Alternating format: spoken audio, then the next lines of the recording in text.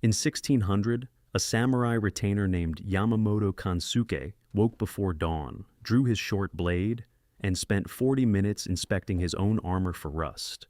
Not because a battle was coming, because his lord had announced a morning inspection, and if a single rivet showed corrosion, the punishment was public humiliation in front of the entire garrison.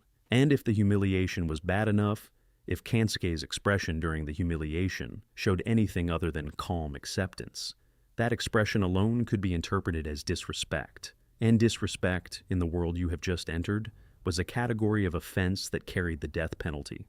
The thing that should genuinely disturb you about that story is not the blade or the rust or even the execution, it's the expression. The idea that your face, the involuntary movement of the muscles around your mouth when someone shames you in front of 200 men, was a crime you could be killed for. That was not an edge case. That was Tuesday.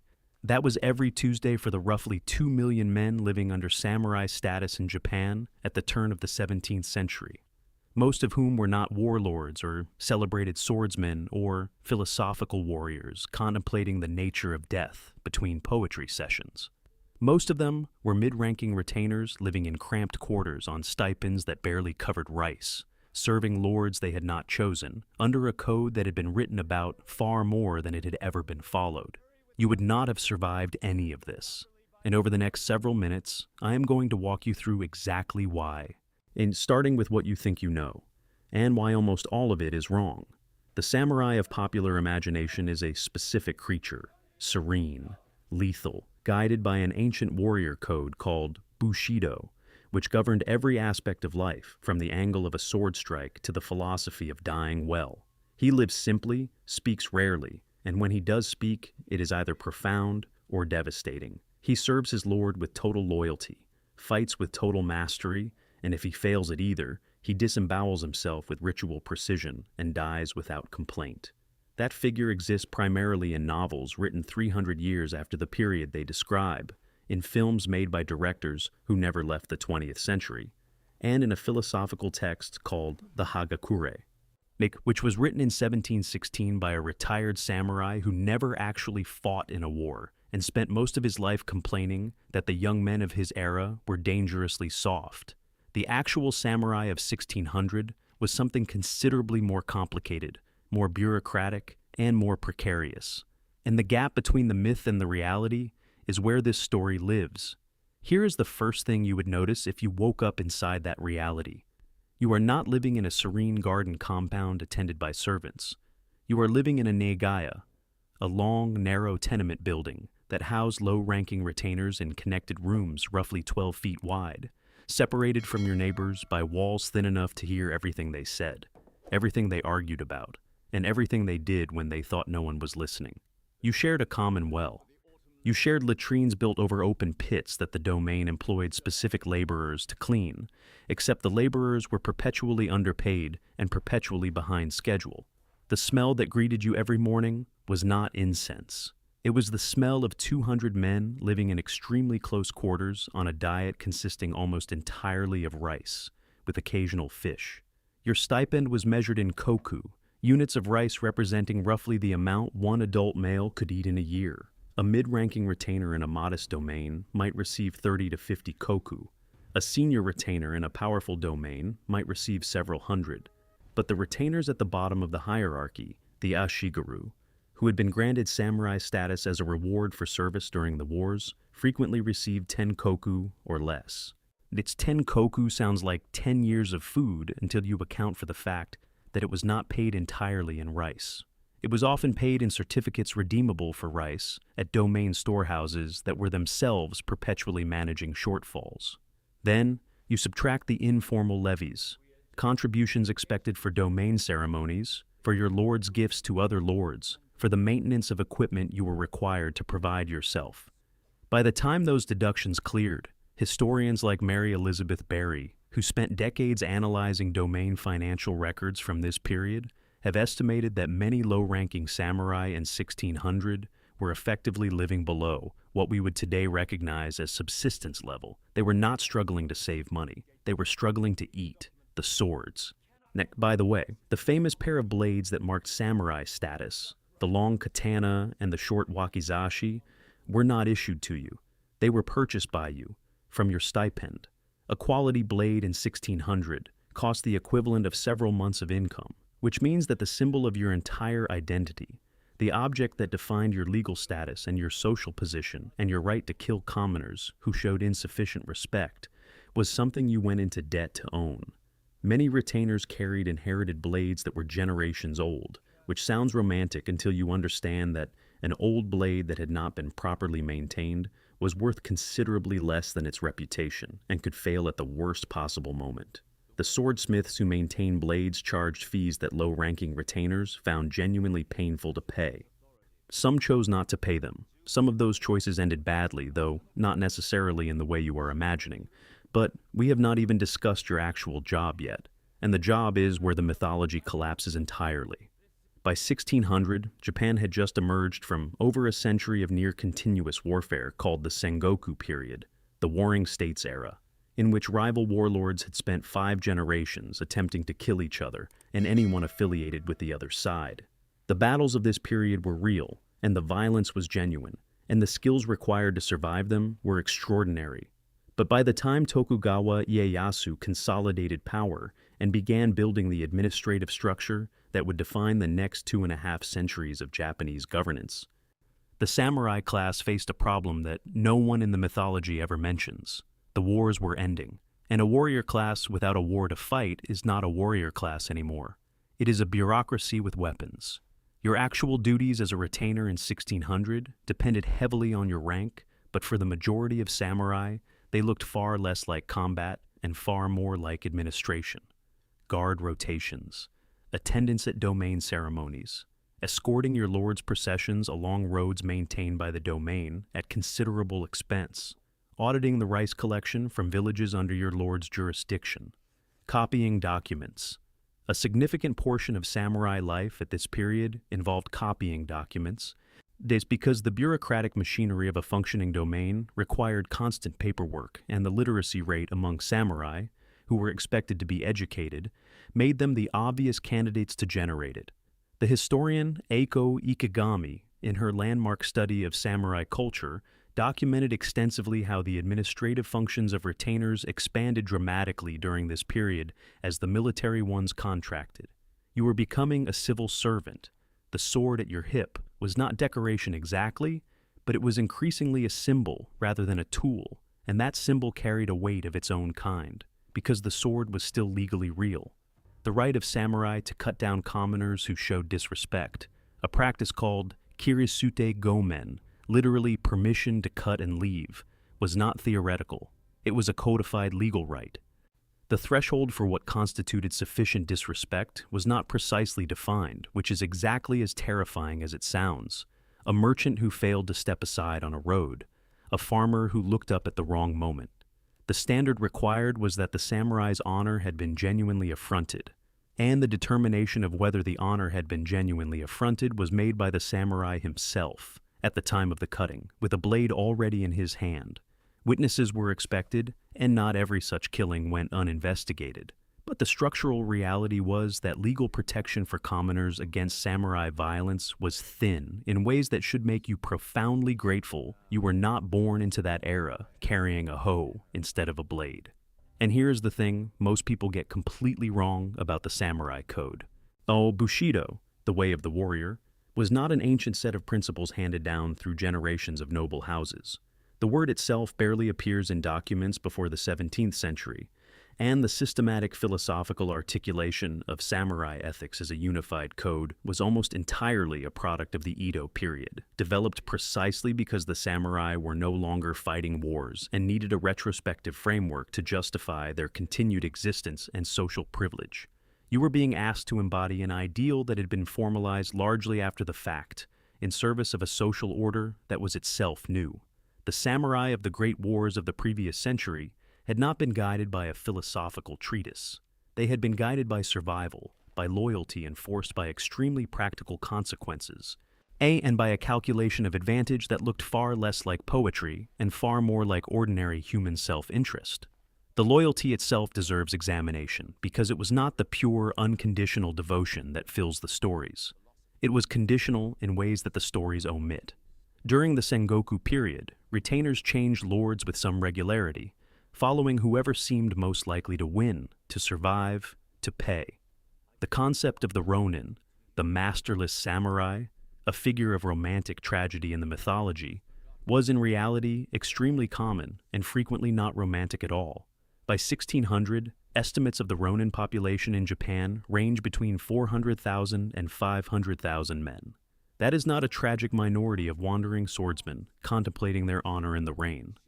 That is roughly a quarter of the entire samurai class drifting outside the domain system, unemployed, often desperate, and frequently involved in the social disruptions that the new Tokugawa government spent considerable energy managing. The problem of what to do with hundreds of thousands of trained fighters who had no employment was not a poetic question. It was a policy emergency. Now, we need to talk about the morning inspection, because this is where your 24 hours in this world begins to go genuinely wrong. Your lord, your daimyo, or more likely a senior retainer to whom you are directly subordinate, has announced an inspection of arms and armor. This is not unusual. Inspections occurred regularly because the domain's military readiness was the lord's legal obligation to the Tokugawa shogunate, which had established through the laws for military houses issued in 1615 and updated repeatedly thereafter, a detailed set of requirements governing how lords maintained their retinue, their castles, their weapon stocks, and their conduct. Failure to meet these requirements could result in domain reduction, losing territory, or in extreme cases, domain dissolution, which meant the end of the lord's house and the immediate unemployment of every retainer who served it. Your lord's anxiety about inspections was therefore not vanity, it was existential, and his anxiety flowed directly and without attenuation to you. Your armor showed rust on a rivet near the left shoulder guard. You noticed it this morning. You spent 40 minutes working at it with a cloth. You are not certain you got it all. You stand in formation now, in the pre-dawn gray. These aware that the senior inspector is moving down the line, aware that the man the 2 positions to your left was noted last month for a similar deficiency and received a formal reprimand that was entered into the domain records and will follow him for the rest of his career. You keep your face entirely still. This is a skill you have been practicing since childhood. It is called not dying from your own expression. The inspector reaches you. He looks at the shoulder guard. He says nothing. He moves on. You have survived the first crisis of the day, but we have not even gotten to the meal yet. And the meal is where things get considerably more grim. Rice was the foundation of the samurai diet, and the foundation of the entire social order. It's the thing most likely to kill you slowly and without drama over the course of a life spent eating it in quantities that were never quite sufficient. Polished white rice, the kind associated with status, with refinement, with having risen above the peasant diet of unprocessed grain, was also deficient in thiamine, vitamin B1, in a way that brown rice was not. The disease that resulted from this deficiency was called kake in Japanese, and it produced weakness, nerve pain, cardiovascular failure, and death. It killed hundreds of thousands of people in Japan over the following 2 centuries. It killed samurai who were eating the food of their social betters. The physician Takaki Kanehiro would not identify the dietary cause until 1884, and even then, the medical establishment spent decades arguing with him about it. For the samurai of 1600, the connection between the prestige of their diet and the damage it was doing to their bodies was entirely invisible. You ate white rice because you were not a farmer, and the white rice ate you from the inside. Your day continues. You attend your lord's morning audience, which involves sitting in formal seiza position, folded legs, back straight, hands on thighs, on a hard wooden floor for an indeterminate period, while administrative matters are discussed, petitions are heard, and the proper forms of address are maintained with exhausting precision. The etiquette of a samurai domain in 1600 was a system of extraordinary complexity, involving layers of honorific language, prescribed physical postures for different social relationships, and rules governing who could speak to whom, in what circumstances, and using what forms, and a constant ambient threat that a violation of these forms would be noted, remembered, and responded to. The Ogasawara school of etiquette, which codified the proper conduct for samurai households, ran to volumes, and ignorance of the rules was not a defense against violating them. This is where a modern person would last approximately 4 minutes. You do not know the rules. You cannot know the rules without having grown up inside them from birth, absorbing them through constant correction and observation, and the kind of social terror that is the pedagogical method of a hierarchical culture that takes etiquette literally. You would sit down in the wrong position, address the wrong person in the wrong register, if fail to perform the correct bow at the correct depth for your lord's senior retainer, and within your first hour in the audience chamber, you would have committed 3 or 4 offenses that every person in the room had noticed, and that would be discussed in exactly the kind of low-register conversation that you would never be permitted to hear. Nothing might happen immediately. That's the part that should unsettle you more than a sudden punishment. The system did not always punish in the moment. It recorded. It remembered. A domain lord of this period maintained a mental and often literal ledger of his retainer's performances, and the debits accumulated quietly until the lord decided, for reasons that might seem entirely disproportionate to any single incident, that a particular retainer's position required reassessment, domain reduction. In reassignment to a remote post, forced retirement on a reduced stipend, exile. These were not rare outcomes. The historian Harold Bolitho documented in his study of the Tokugawa domain system that retainer turnover during this period was substantial, and that a significant proportion of it was driven not by military failure, there were no wars, but by accumulated social and administrative missteps in exactly these kinds of contexts. And then there is seppuku, the ritual disembowelment that has become, in the mythology, the ultimate expression of samurai honor, a noble, self-willed death that transformed failure into dignity. Here is what the mythology omits. Seppuku in 1600 was frequently not voluntary. It was ordered. A lord who wished to dispose of a retainer who had become a liability, through political embarrassment, through financial irregularity, through having been on the wrong side of an internal domain dispute, could issue an order for that retainer to commit seppuku. This was considered more honorable than execution in the technical sense that it preserved the retainer's house from the additional disgrace of a criminal death. The retainer's family would not automatically be dispossessed. His sons might retain some portion of his stipend. In practical terms, this distinction between ordered suicide and execution was meaningful within the social logic of the period. In any other terms, a lord had just told a man to kill himself, and the man was expected to comply. The compliance was not metaphorical.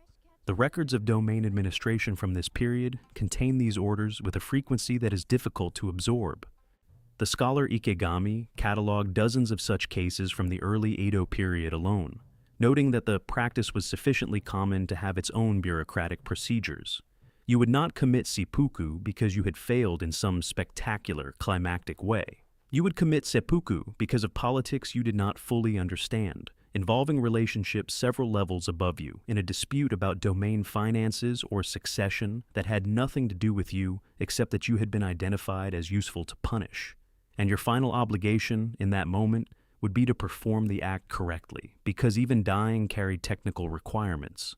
A second, a kaishakunin, stood ready to complete the beheading, but only after the initial cut. And the timing and precision of the entire procedure was itself a performance that would be observed and assessed. Dying badly, in this context, was a failure that would outlast you. This is the dark irony at the center of the samurai world that the mythology never reaches. The code that was supposed to give life meaning and death dignity had been formalized precisely at the moment when the life it governed had been emptied of the purpose that made the code relevant. You were a warrior class administering a peace. You carried the symbols and bore the obligations of a tradition that was still lethal, capable of killing you or requiring you to kill, but whose original context had dissolved. The sword was real. The wars it had been designed for were over. And the gap between those two facts was where samurai life in 1600 actually lived. In that cramped Nagaya room, at that morning inspection, in that audience chamber where the wrong posture could begin a sequence of events that ended with your family on a reduced stipend and your house quietly erased from the domain records. The afternoon brings administrative work, document copying as discussed, a meeting with the village headman from one of the agricultural communities under your lord's jurisdiction, who has brought a formal petition about water rights for the coming rice planting season. You are required to receive him with the appropriate forms, assess the petition, and forward it upward with a recommendation. This interaction will be the most consequential thing you do today in terms of practical effect on the lives of actual human beings. It does not appear in a single story about samurai.